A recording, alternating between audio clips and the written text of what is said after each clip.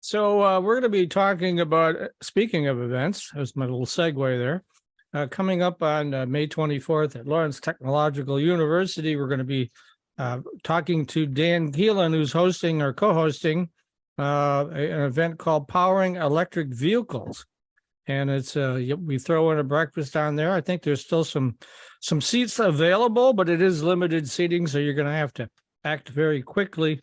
Get you a nice event and a nice breakfast. And Dan, tell us all about that. So thanks for having me on. Yeah, I guess there's a story to how we came up with the focus of this event, which is powering electric vehicles. We've been talking to some different people involved in the EV space, and it all kind of clicked at a lunch with Dr. David Cole, who, as you all know, is Center for Automotive Research. And he was funny. He said, by popular opinion or politicians, and he said, I would just love to have a conversation with the actual engineers and talk about the technology and talk about the questions of sustainability and answer the questions that people have. So we, a couple of months ago, wrote up a brief, talked to some of our friends, got the folks at Hitachi Astemo to help us support the event, got the folks at Comcast Business to help us form the event, and then started pulling together a panel and did a lot of writing and video and audio, because even though it's a one-day event, it's really a 12-week program where we're publishing in our publications in Global Automobility Today with some of our partners like MITech News. We're doing a whole series of what we hope is really important content, but all of it revolves around this event. And as you said, Matt, Mike, it's in a couple of days, and there's still seats. So that's how it came up. We were lucky to talk to David Cole. We were lucky to get Hitachi Astemo and Comcast Business to support us. And it's a 12-week content program that'll continue through late June. Speaking of Matt, go ahead, Matt. Hey Matt. Hi. How are you doing, Dan? That's great. So what talk to me a little bit about the format of the event. Sure. So if people don't know, Lawrence Tech, if you're in Southeast Michigan, easy to get to, 10 Mile in Southfield.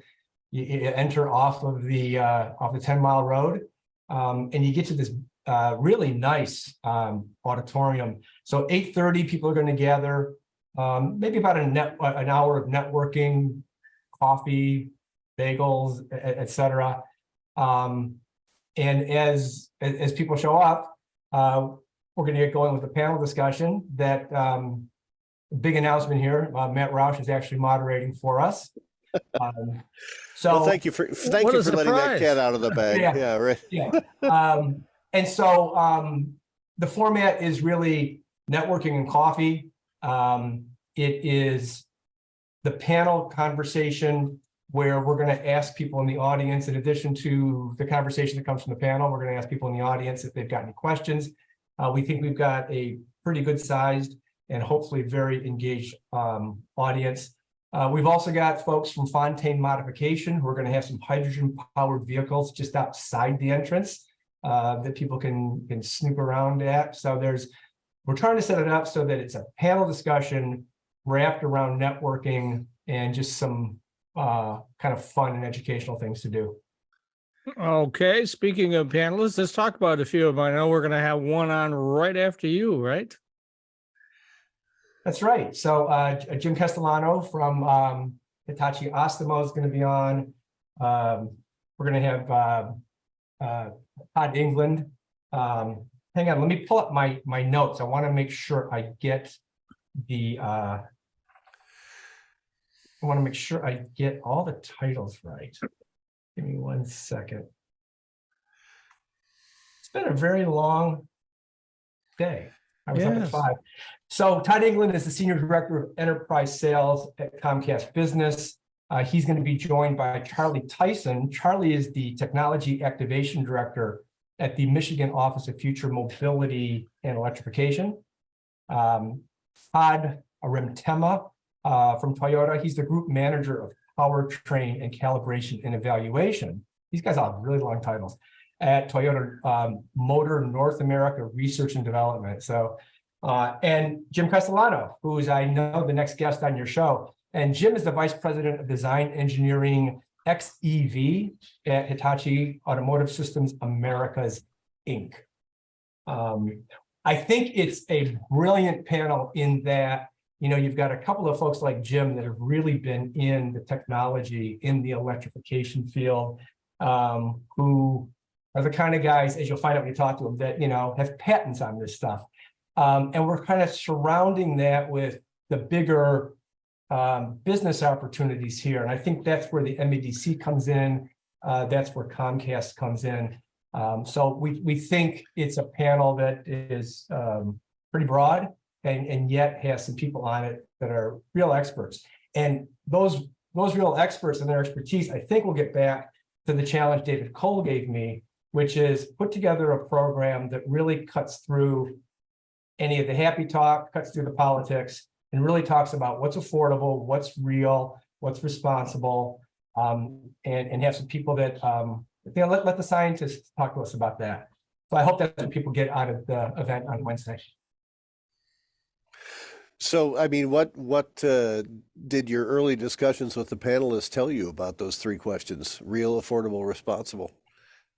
I guess my biggest takeaway is that we have to keep our eye on. So the real part is, yeah, it's real. And I don't want to steal Jim's thunder, but I mean, Jim Castellano is going to be able to tell you what range was like years ago and what range is like now, and kind of put those questions in perspective. But the strides that are being made by the engineers are real. What I think is going to be as interesting, though, is the affordability question, right? Are we all going to switch to EVs and then be angry that we're paying more to power those vehicles than we're paying today? And one of them, and so that's interesting. And I think that, from what I've been told from people, is yet to be determined because that technology keeps evolving. And then the third part of it, of course, is the sustainability or the environmental or the responsibility question. Can we ask people to drive cars that we say are polluting if the sources of the energy are polluting, right? So how do you make all of that work? And I'm happy to be part of an event where we don't necessarily have 100% of the answers, but we can talk to people about what they're working on and what we can expect. Mm-hmm.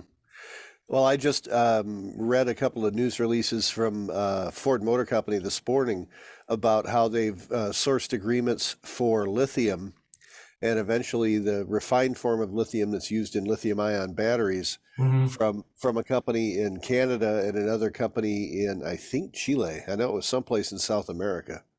So, you know, they're trying to line up the raw materials for this, you know, as best they can.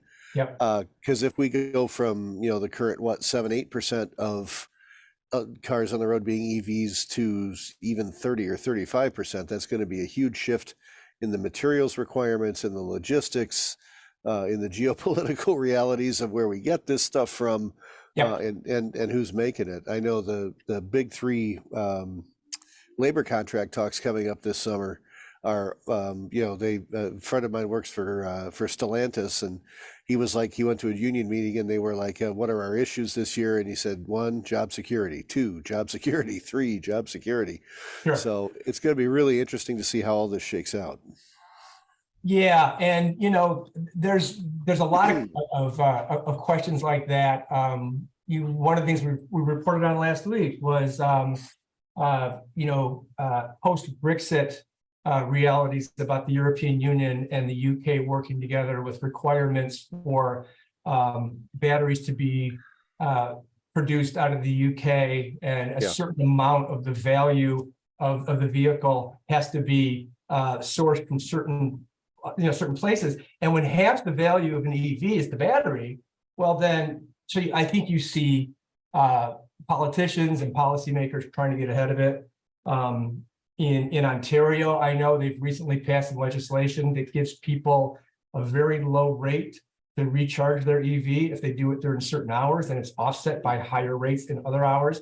So all of that are things that I think we see things going on from policymakers who are trying to react to, or maybe have a crystal ball in place to know how to anticipate the crunch that's going to come.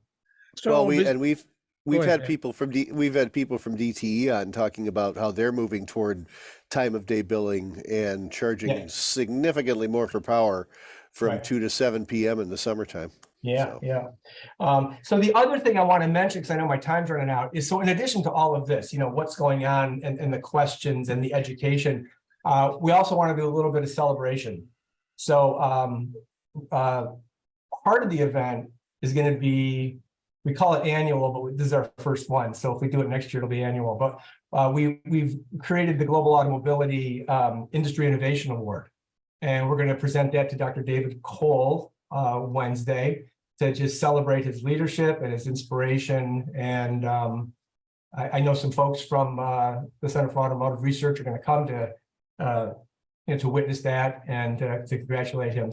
So it's a cool event in that part of it is asking people like your next guest, hey, can you educate us on what's going on from an engineering point of view? And part of it is just celebrating someone who's made such a contribution to the industry. So it should be a fun event. Also, we're going to be inviting everybody who's there. This is my little plug. We're going to have a station set up where you can record a 30-second video about yourself and your company.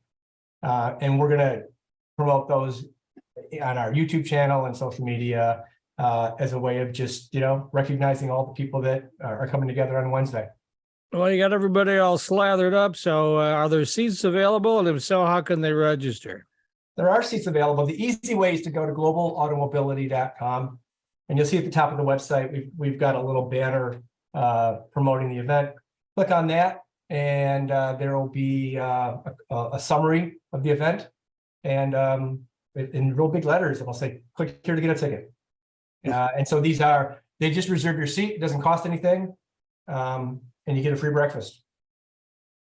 And you get to meet the famous Matt Roush, who will be moderating, right, Matt?